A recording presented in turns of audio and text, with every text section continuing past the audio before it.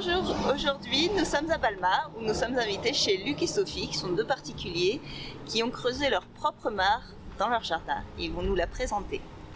Suivez-moi. À l'automne 2020, Élodie et Atef partent sur la route des mares autour de Toulouse.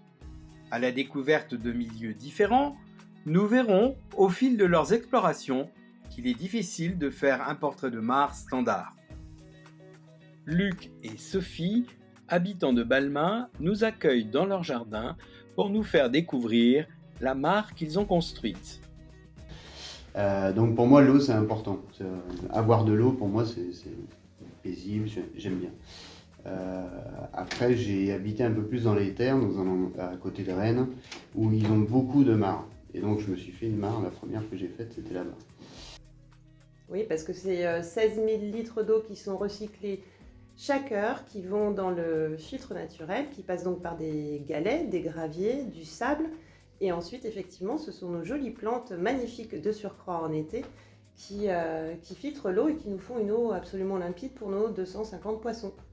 Alors ce bassin, c'est un vrai bonheur pour nous tous, pour toute la famille. On comprend que le plaisir du contact visuel et auditif avec l'eau est essentiel pour ce couple. Mais la visée pédagogique s'avère aussi importante. C'est un vrai bonheur pour eux de constater chaque jour toute la vie qui s'épanouit autour de leur construction. On a beaucoup d'abeilles, on a des oiseaux, beaucoup d'oiseaux, des tourterelles, on a parfois un héron. Nos poules qui viennent également boire si elles ont envie, puisqu'elles sont en liberté dans le jardin, elles viennent boire là aussi.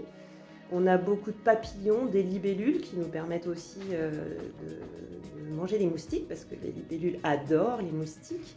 Alors d'ailleurs, si on parle des moustiques, nous, avec cette mare, on nous pose souvent la question, les moustiques ne viennent pas de la mare parce que c'est pas une eau stagnante. On a les poissons, les libellules et toute la biodiversité autour qui fait son travail d'écosystème absolument bien régulé. C'est un pur bonheur. Le bonheur de la contemplation et l'enrichissement pédagogique ne visent pas que les enfants. Les voisins aussi profitent de la mare et des explications qui cassent les a priori. Et bien sûr, on laisse notre jardin et notre porte grande ouverte d'ailleurs.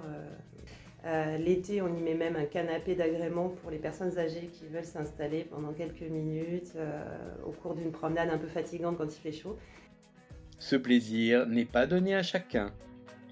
Il faut déjà bénéficier d'un lieu pour créer cette mare et disposer d'un budget. Ce qui coûte cher en fait, c'est la sous-couche, la bâche. La bâche, c'est pas donné quand même. Et puis après, il faut faire venir des graviers, mais j'avais 6 tonnes. 6 ou 7, je sais plus. 6 ou 7 tonnes de gravier, gravier, je crois, pour sable, le filtre. galet, ouais. Et puis après, ce qui est sympa, c'est de renseigner sur les plantes filtrantes, savoir qu'est-ce qu'il faut mettre, où est-ce qu'il faut les mettre, combien il en faut, etc. C'est un projet hors pompe que tu as estimé à 2 000 €.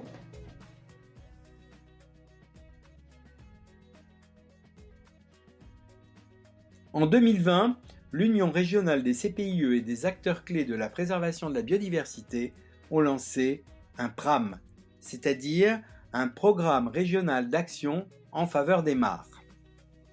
Le PRAM de la région Occitanie œuvre à la préservation des mares du territoire.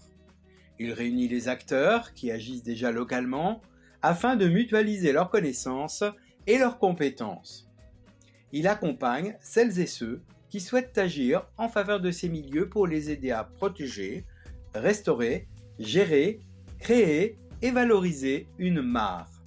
Vous êtes une collectivité, une structure ou un particulier qui veut agir pour la préservation des mares de votre territoire. Nous mettons en place des actions de sensibilisation et de préservation dans le cadre du PRAM. Contactez-nous!